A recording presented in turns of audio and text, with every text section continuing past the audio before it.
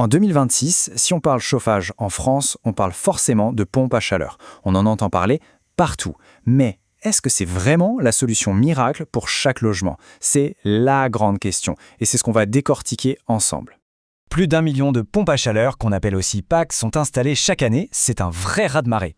Alors cet engouement est-il vraiment justifié? Et surtout, est-ce que cette solution est adaptée à chaque situation? Allez, on regarde ça de plus près. Alors pourquoi tout ce bruit autour de la pompe à chaleur? Et pourquoi maintenant?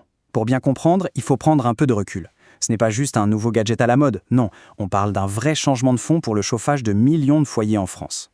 L'objectif, il est simple et il est clair. Dire adieu aux énergies fossiles. Fini le fioul, fini le gaz. Le gouvernement a misé gros sur la pompe à chaleur, c'est devenu l'outil numéro 1 pour rendre nos logements plus verts. En clair, c'est la fin annoncée pour les bonnes vieilles chaudières. Bon, maintenant, rentrons un peu dans le vif du sujet. La technique. Comment est-ce qu'une machine peut bien faire du chaud avec de l'air froid?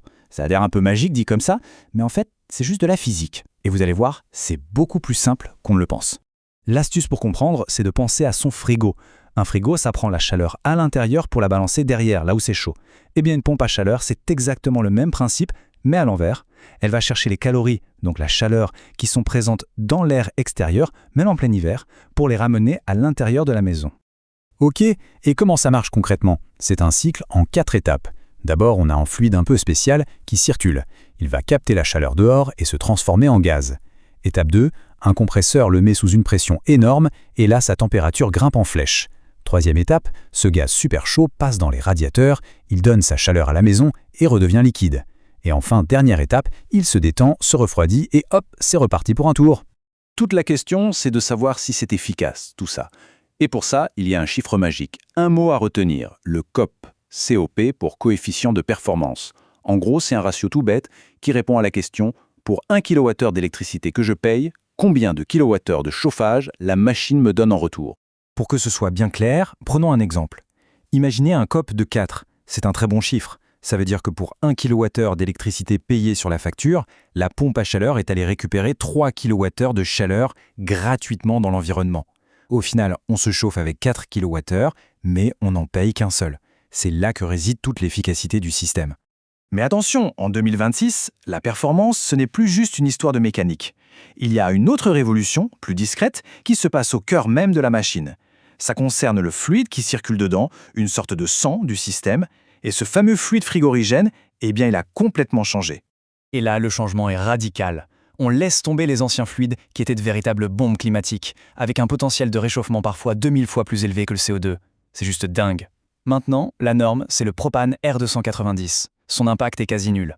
Et le bonus dans tout ça, non seulement c'est beaucoup plus écolo, mais en plus, il est bien plus performant par grand froid. Ok, la théorie, c'est bien beau, mais en pratique, on choisit quoi? C'est le moment de se pencher sur les différents types d'équipements. Il faut savoir qu'il y a 3 grandes familles de pompes à chaleur sur le marché. Alors, comment on fait le tri? C'est simple, on les différencie par la source où elles vont chercher la chaleur. On a les modèles RR et RO, qui, comme leur nom l'indique, puisent les calories dans l'air extérieur. Forcément, leur performance baisse un peu quand il fait vraiment très froid. Et puis, il y a la géothermie. Elle va chercher la chaleur directement dans le sol. Et comme la température du sol est stable toute l'année, son rendement est au top, peu importe le temps qu'il fait dehors. Du coup, pour choisir, tout dépend du logement. Le cas le plus classique en rénovation, c'est la PAC RO. Elle vient se brancher directement sur le circuit des radiateurs à eau. Facile. Pour un logement chauffé à l'électrique, la PAC RR, qui est aussi une clim réversible, est souvent la meilleure option. Et la géothermie, eh bien, c'est le nec plus ultra de la performance, mais il faut être prêt à un investissement de départ beaucoup plus conséquent. Voilà, le modèle est choisi. Mais attention, on arrive à l'étape la plus critique de toutes, l'installation. Et là, en 2026, on peut vous dire que le bricolage du dimanche, c'est terminé. C'est hyper réglementé et il faut absolument passer par un pro certifié. S'il y a un sigle à graver dans sa mémoire, c'est celui-ci. RGE, reconnu garant de l'environnement. C'est simple, sans un installateur qui a cette certification, non seulement on risque une installation de mauvaise qualité, mais surtout, on peut dire adieu à toutes les aides financières de l'État. C'est la condition sine qua non. Un pro RG, il ne va pas arriver les mains dans les poches. Il suit un protocole strict. Ça commence par une étude thermique complète pour savoir exactement quelle puissance il faut. Pas de pifomètre.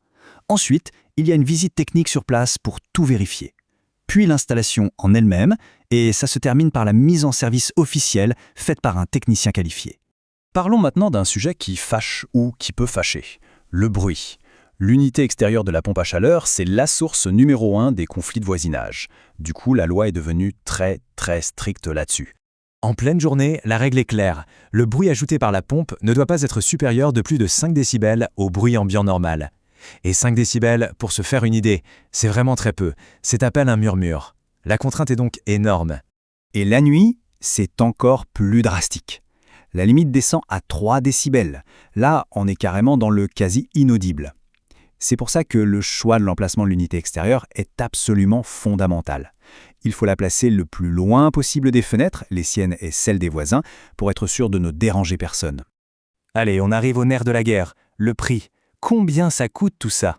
Oui, c'est un investissement, c'est clair, mais il ne faut pas s'arrêter au prix affiché. Le vrai calcul, c'est le coût final, une fois qu'on a déduit les aides. Alors voilà, les ordres de grandeur pour une maison d'environ 100 à 120 mètres carrés en 2026. On voit tout de suite l'écart. L'aérothermie, donc RO ou RR, reste la plus accessible.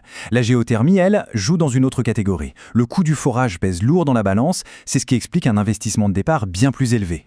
Mais ces chiffres ne sont que le prix brut. Heureusement. Pour que les gens puissent sauter le pas, l'État a mis en place un système d'aide assez costaud qui peut vraiment faire baisser la note. L'aide la plus connue, c'est MaPrimeRénov'. Son montant dépend des revenus du foyer. Regardez, pour une PAC Héros, un ménage aux revenus très modestes peut toucher jusqu'à 5 000 €. Pour les revenus modestes, c'est 4 000 € et pour les intermédiaires, 3 000. Ça change complètement la donne sur le coût réel du projet. Pour résumer tout ça, on peut dire que la pompe à chaleur, ce n'est plus le futur, c'est le présent. Elle est efficace, elle devient de plus en plus verte et elle est massivement aidée par l'État. C'est une technologie qui est en train de redessiner complètement le paysage du chauffage en France. Alors finalement, la question n'est peut-être plus de savoir si on doit y passer, mais plutôt quand.